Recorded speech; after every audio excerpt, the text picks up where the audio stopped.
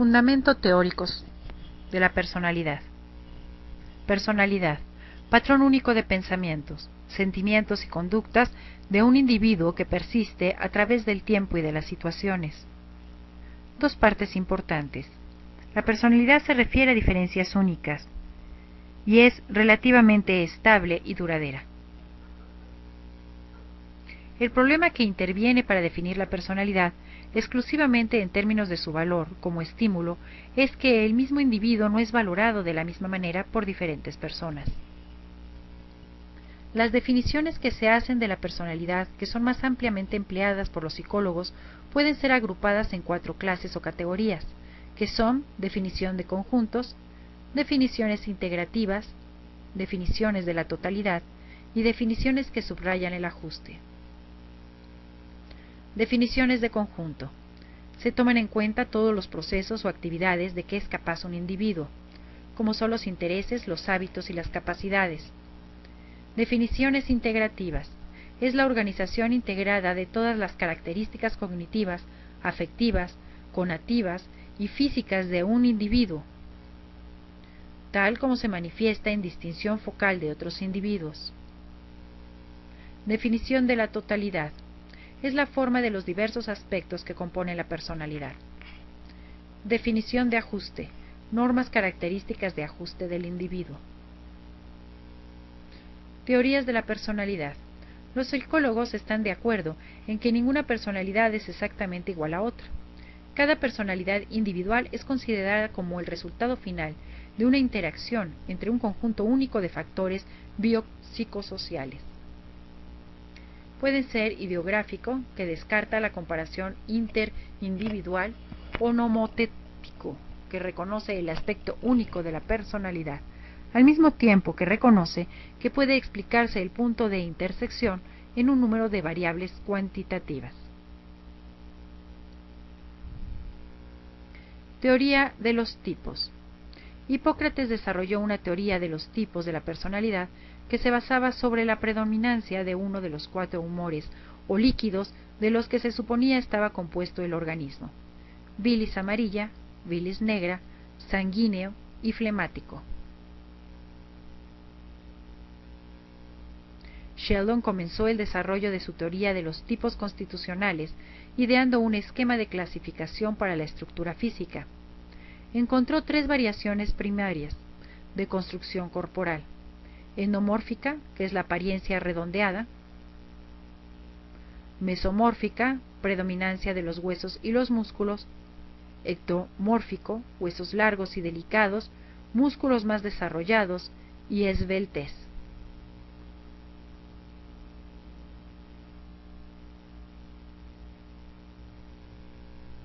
Endomorfismo, viscerotonía, dependencia, necesidad de aprobación social, gusto por las comodidades, relajación y placer en la digestión. En el mesomorfismo o matotonía, la postura de afirmación, la necesidad de ejercicio, amor al poder y al peligro, comportamiento recto y necesidad de acción cuando aparecen trastornos. Ectomorfismo, cerebrotonía. Es el amor a la vida íntima o privada, restricción emocional, malos hábitos de sueño y necesidad de soledad cuando aparecen estos trastornos. Teorías psicodinámicas. Teoría de la personalidad que afirma que la conducta es resultado de fuerzas psicológicas que interactúan dentro del individuo, a menudo fuera de la conciencia. 5 proposiciones centrales para toda teoría psicodinámica. Buena parte de la vida mental es inconsciente y, como resultado, la gente se comporta de manera que ella misma no entiende. Los procesos mentales, como las emociones, motivaciones y pensamientos, operan en forma paralela, lo que conduce a sentimientos conflictivos. Los patrones establecidos de personalidad no solo empiezan a formarse en la niñez, sino que las experiencias tempranas tienen un fuerte efecto en el desarrollo de la personalidad. Las representaciones mentales que tenemos de nosotros mismos, de los demás y de nuestras relaciones tienden a guiar nuestras interacciones con otra gente. El desarrollo de la personalidad implica aprender a regular los sentimientos sexuales y agresivos, así como volverse socialmente interdependiente en lugar de dependiente. Sigmund Freud, 1856 a 1939, teórico psicodinámico más conocido e influyente. Fue el primero en resaltar el inconsciente. El inconsciente son todas las ideas, pensamientos y sentimientos de los que normalmente no estamos conscientes. Las ideas de Freud formaron las bases del psicoanálisis. Estructuras de la personalidad.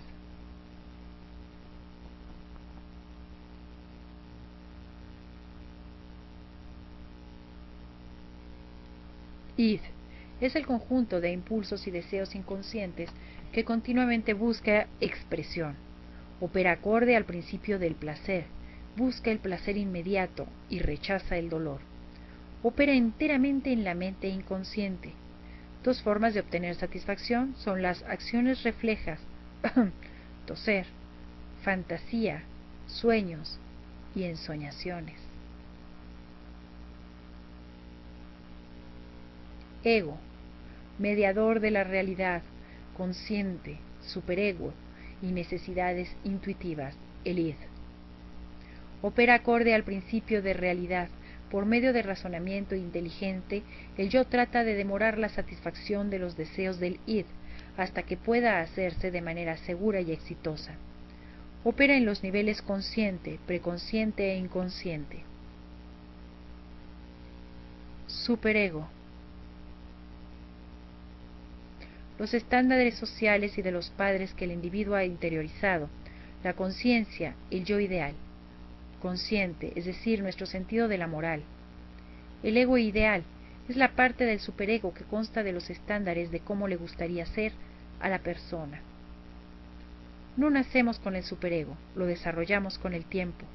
Opera en los niveles consciente, preconsciente e inconsciente. Mecanismos de defensa. Cuando el ego es incapaz de controlar los impulsos del id de manera aceptable para el superyo, experimenta ansiedad. La ansiedad causa sentimientos de desasosiego, aprensión o preocupación.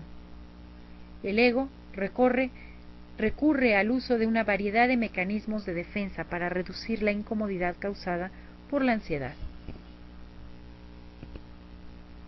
Estos mecanismos de defensa son negación, rehusarse a reconocer una realidad dolorosa o amenazante; represión, excluir de la conciencia pensamientos incómodos; proyección, atribuir a otros los propios motivos, sentimientos o deseos reprimidos; identificación, adoptar las características de alguien más para evitar sentirse incompetente; regresión, volver a la conducta y las defensas infantiles.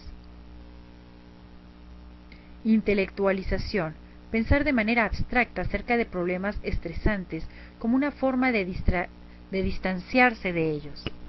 Reacción formativa, expresión de ideas y emociones exageradas, que son lo opuesto de las creencias o sentimientos reprimidos. Desplazamiento, cambiar los motivos reprimidos de un objeto original a un objeto sustituto. Sublimación, reorientar los motivos y sentimientos reprimidos en canales socialmente más aceptables. Desarrollo de la personalidad. La teoría de Freud del desarrollo de la personalidad se concentra en la forma en que satisfacemos el instinto sexual en el curso de la vida. El líbido es la energía generada por el instinto sexual. Hay varias etapas, cada una es enfocada en diferentes partes del cuerpo. Etapas se le conoce como etapas psicosexuales. Las experiencias de los niños en cada una de esas etapas estampan su personalidad con tendencia que se prolongan en la adultez. Desarrollo de la personalidad.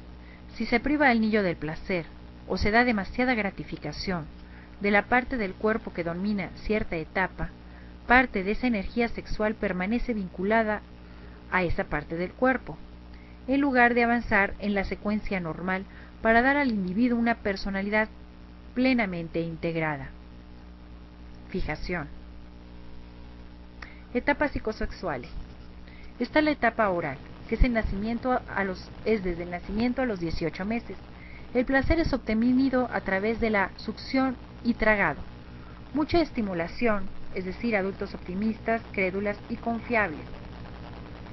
En la gente que tiene poca estimulación serán los pesimistas, los sarcásticos, discutidores y hostiles. En la etapa anal, que es de los 18 meses a los 3,5 años, el foco del placer es el ano, especialmente el control de esfínteres. El entrenamiento estricto de control de esfínteres puede resultar en una personalidad de tipo retentiva, obstinados, mezquinos y excesivamente ordenados. Etapa fálica después de los 3 años. Sentimientos eróticos que se centran en los genitales. Los niños experimentan el complejo de Edipo, en el cual están fuertemente apegados a su madre y celosos por el padre. La niña, en cambio, experimenta el complejo de Electra, en el cual está fuertemente apegado a su padre y celoso por su madre. Estos conflictos se resuelven con la identificación del padre del mismo sexo. La fijación en esta etapa puede resultar en vanidad y egoísmo en la vida adulta.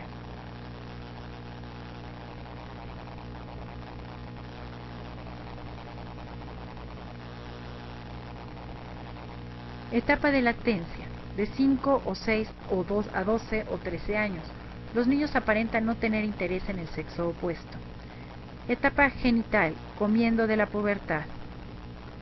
Etapa final que marca el desarrollo de la sexualidad madura.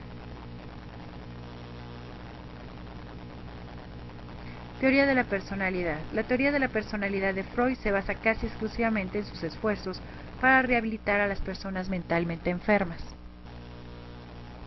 Carl Jung, 1875 a 1961, comparte el énfasis de Freud en el proceso inconsciente. El inconsciente personal es el que contiene los pensamientos reprimidos del individuo, sus experiencias olvidadas e ideas no desarrolladas. Y el inconsciente colectivo, que es el nivel de inconsciente que es heredado y común a todos los miembros de la especie. Arquetipos, ideas categorías en el inconsciente colectivo. Por ejemplo, de arquetipos encontramos en la persona, nuestro yo público. Cuando predomina tanto se pierde contacto con sus sentimientos internos, lo que conduce a desajuste de la personalidad. Las ánimas es el arquetipo femenino que es expresado en la personalidad masculina, y el animus, arquetipo masculino, que es expresado en la personalidad femenina. Tipos de actitudes.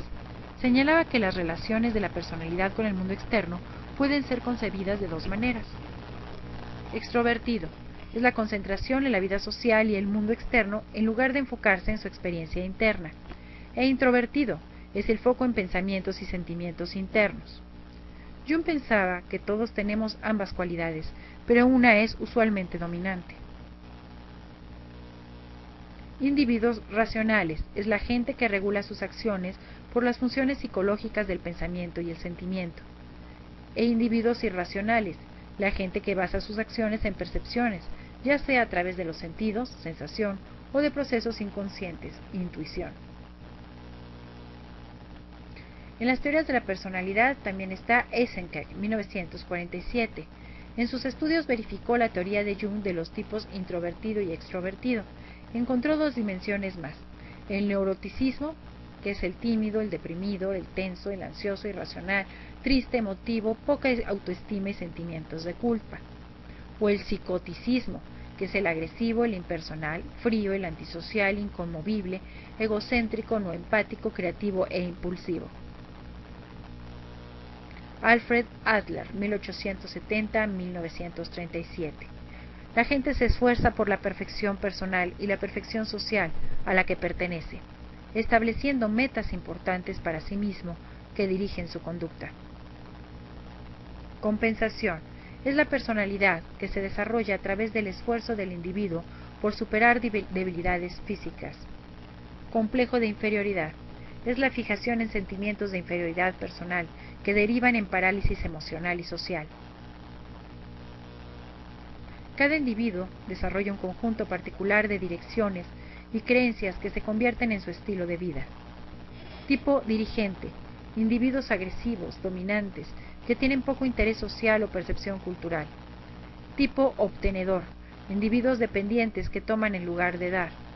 Tipo evitativo, personas que tratan de escapar de los problemas de la vida y participan en pocas actividades constructivas desde el punto de vista social. Tipo socialmente útil, personas que tienen una gran cantidad de interés y actividades sociales. Karen Horney, 1885-1952.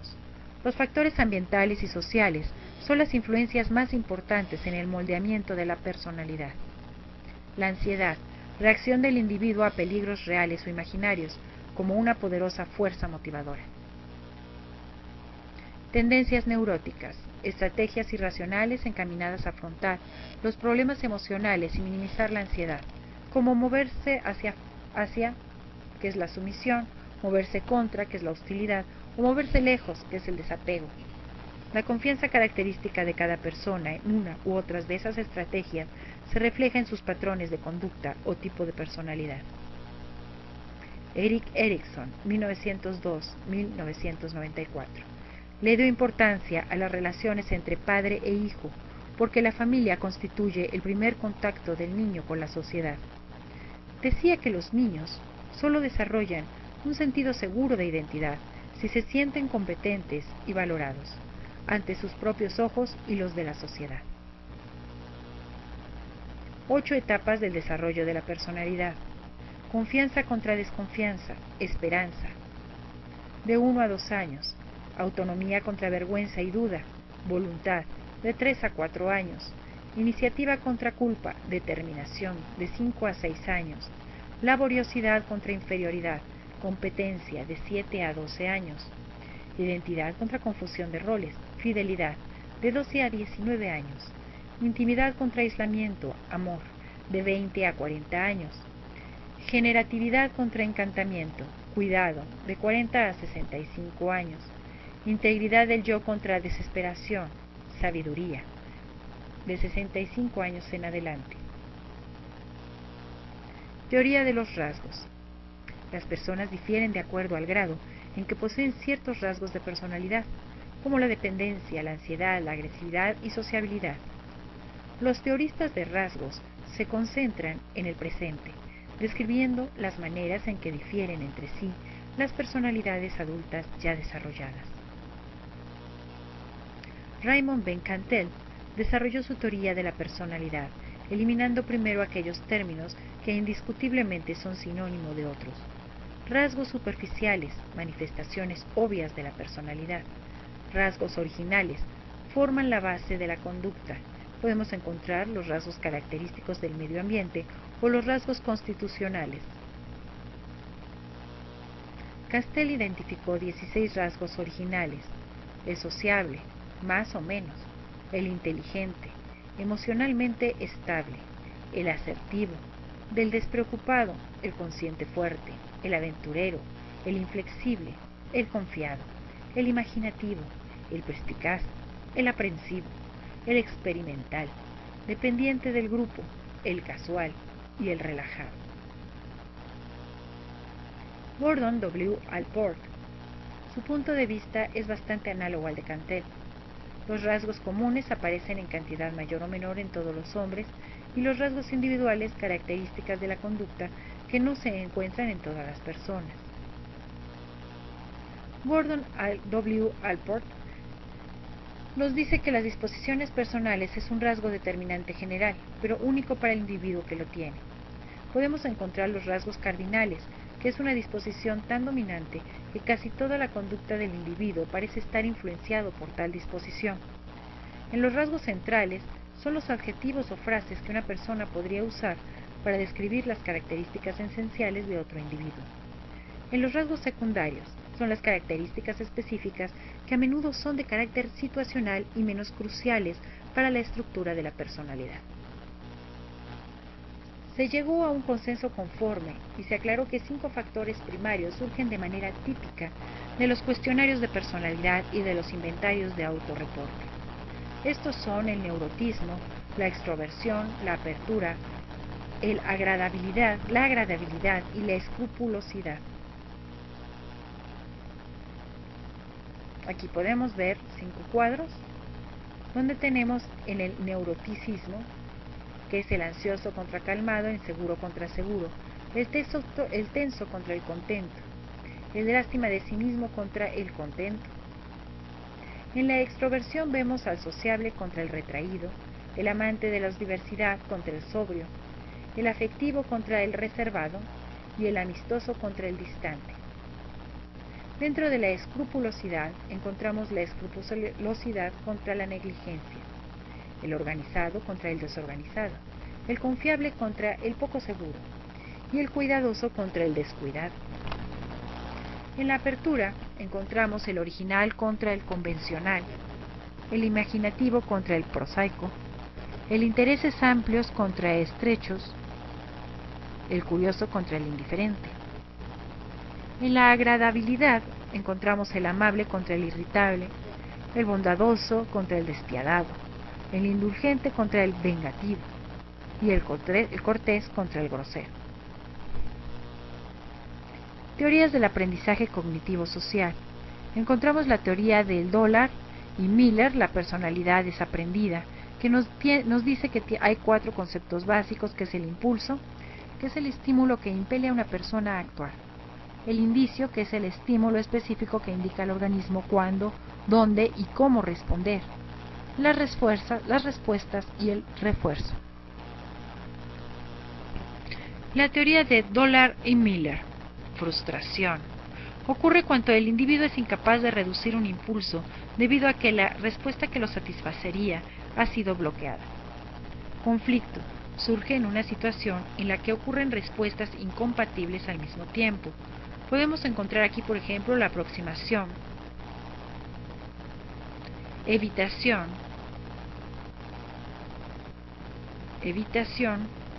y aproximación-evitación. La conducta humana se debe a un determinismo recíproco que implica factores conductuales, cognitivos y ambientales. Según Bandura, la gente evalúa una situación de acuerdo con ciertas expectativas, es decir, lo que una persona anticipa en una situación o como resultado de comportarse de ciertas maneras. Dentro de los estándares de desempeño, estas son las medidas de excelencia determinadas individualmente mediante las cuales juzga su conducta. Quienes tienen éxito en la satisfacción de sus propios estándares de desempeño interno desarrollarán una actitud de autoeficacia. ¿Qué es la autoeficacia? Es la expectativa de que los esfuerzos que uno hace tendrán éxito. Julian Rotter, 1954, nos habla del locus de control, que es la expectativa frecuente o estrategia cognitiva mediante la cual la gente evalúa las situaciones. Dentro de las teorías humanistas está la perspectiva humanista, que enfatiza que tenemos una motivación positiva y progresamos hacia niveles superiores de funcionamiento. No se limita a manejar conflictos internos. Destacan el potencial de la gente para el crecimiento y el cambio en el tiempo presente y nunca en el pasado. Carl Rogers, en 1902 a 1987, nos dice que todo organismo tiene una tendencia a la realización. Somos una especie de proyecto genético al que se agrega sustancia a medida que la vida progresa, que la meta de la vida es satisfacer este proyecto genético y convertirse en lo mejor que cada uno pueda llegar a ser, que las tendencias a la autorrealización, es decir, hacer la realidad el autoconcepto, y personas con funcionamiento óptimo es cuando nuestras capacidades innatas corresponden a ese autoconcepto.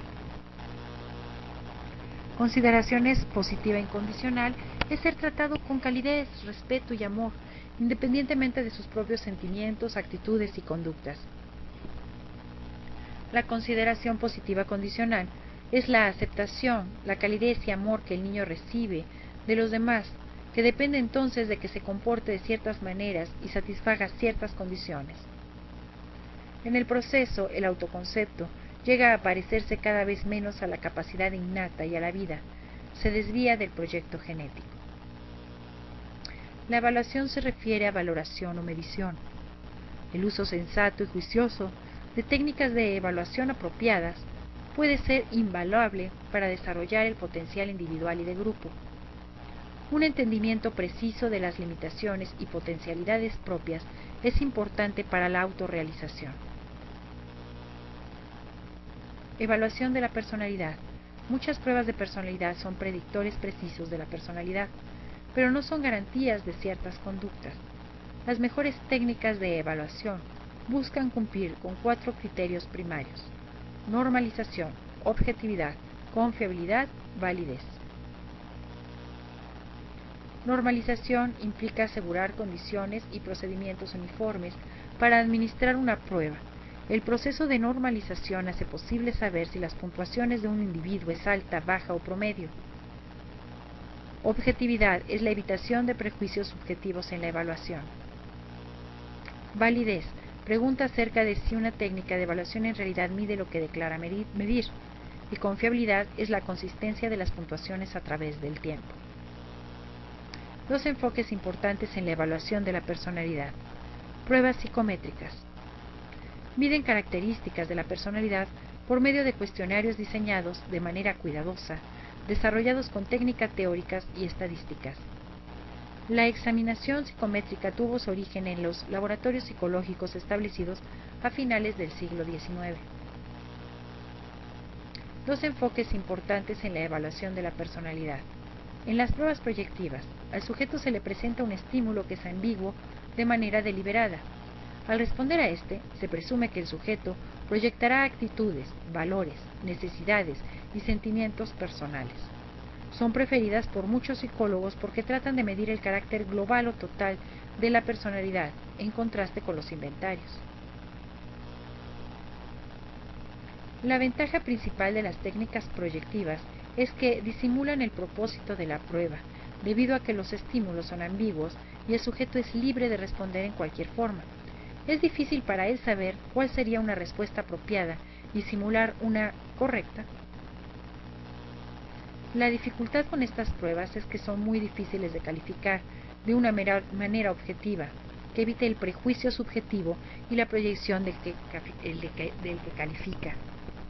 La validez de estas técnicas está expuesta a serias dudas. Por estas razones, ¿se debe dejar de usar estas técnicas de evaluación?